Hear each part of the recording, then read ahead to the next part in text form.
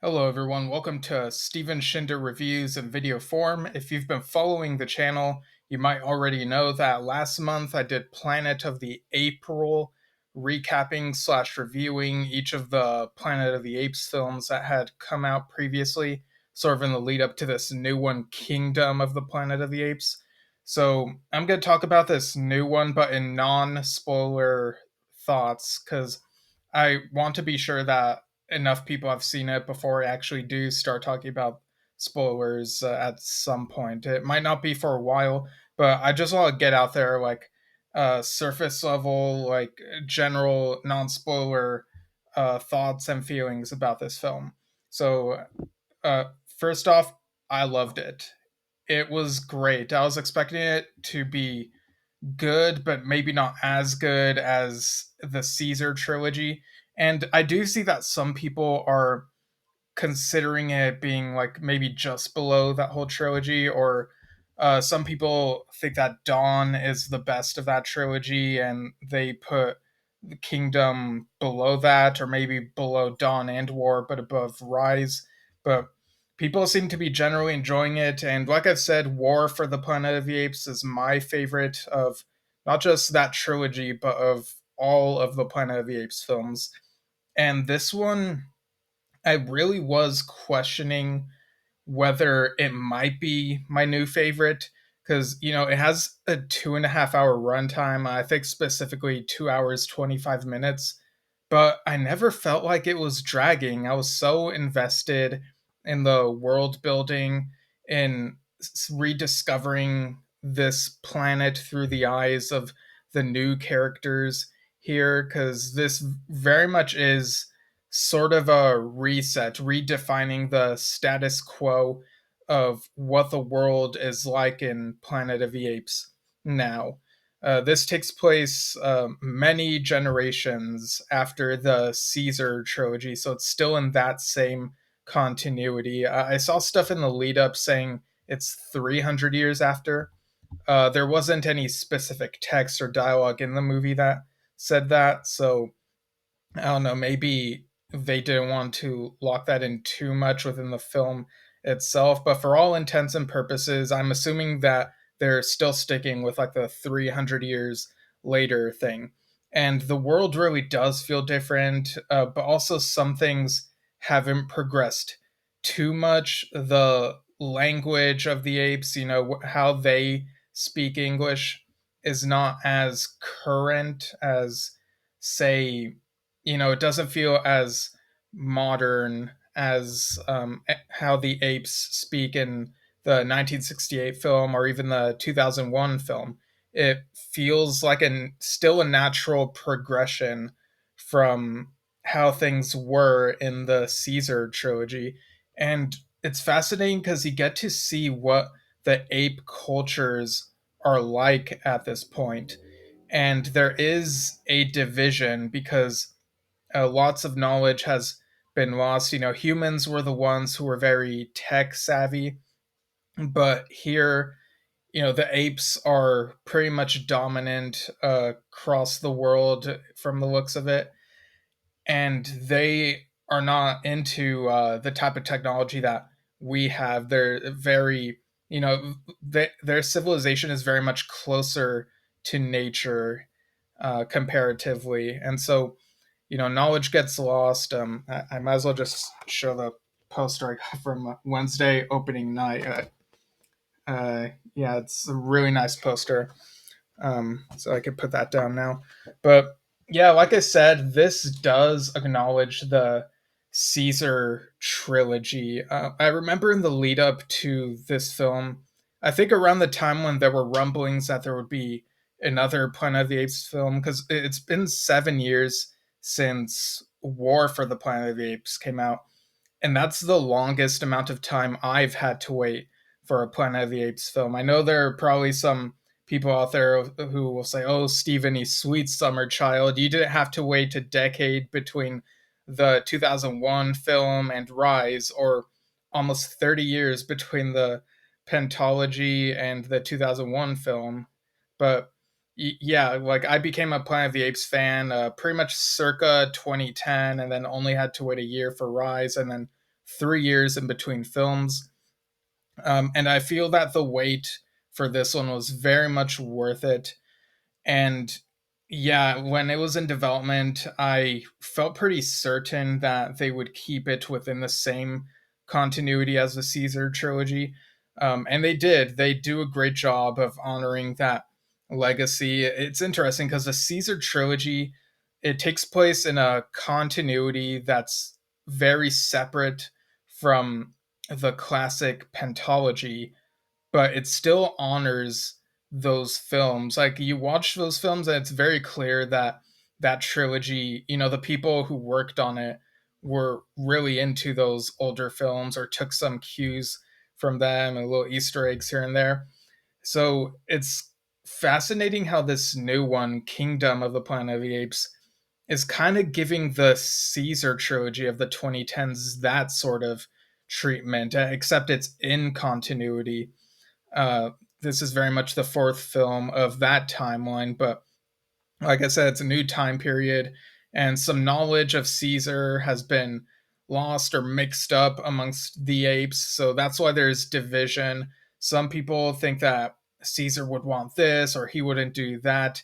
And it really brings to mind how uh, humans, in our reality, have done certain actions in the name of historical or religious figures, or even just celebrities, even when in some cases it's stuff that those figures would not want. And so I like that they're playing with this idea in this movie.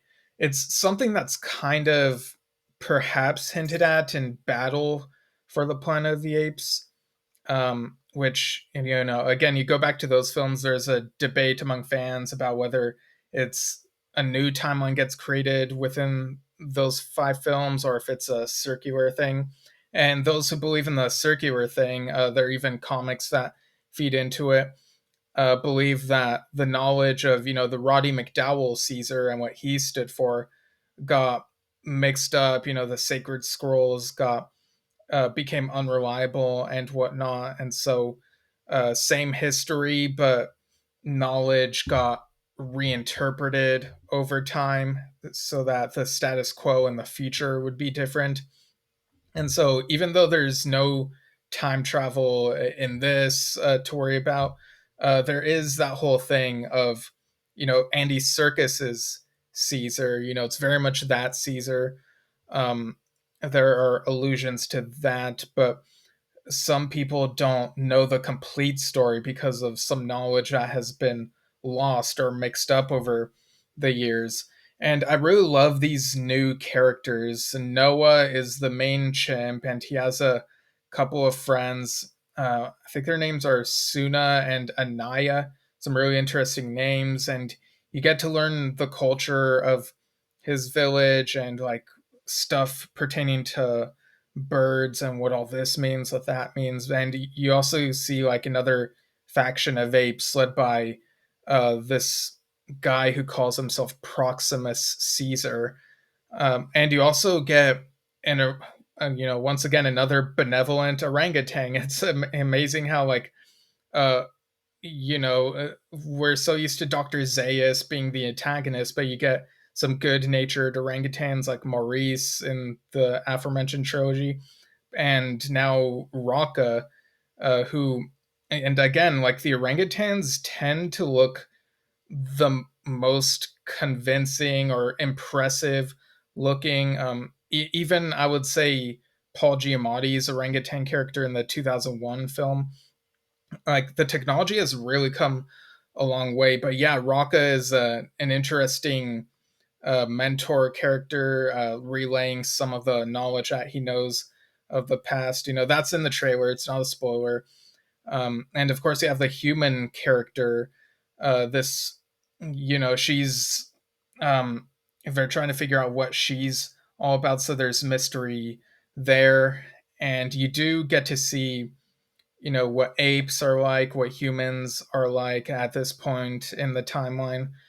And yeah, I was really, my eyes were like really glued to the screen throughout this whole thing. The director Wes Ball, the only things I'd seen by him before this, maybe I don't know if he's done anything else apart from these, but were the Maze Runner trilogy of films, and I really did not like the changes, the stuff that was omitted from those adaptations, stuff from the books that I wish had been kept in.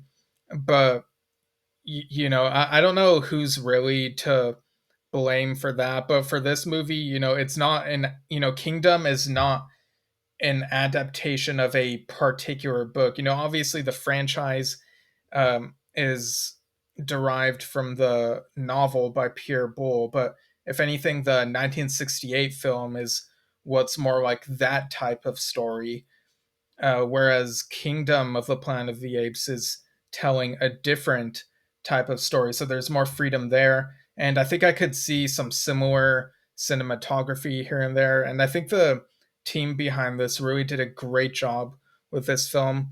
The music was done by the same person who did the music, worked with Wes Ball on the Maze Runner films. It's maybe not quite as bombastic as the Giacchino stuff, but it somehow feels like it's fitting for the tone of like a new beginning type thing. And I really love the characters that are introduced in this.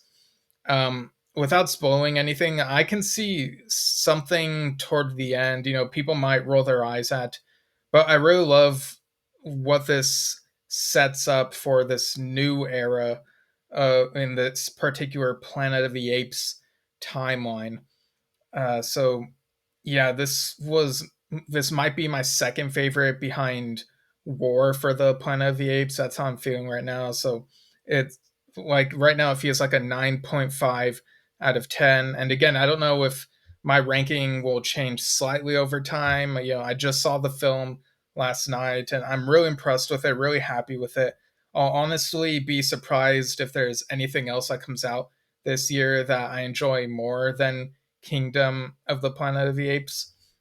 But yeah, like this, I lowered my expectations just in case. I probably said this on video that like, yeah, I'm kind of hoping for an 8 out of 10. It might not be as good as the Caesar trilogy.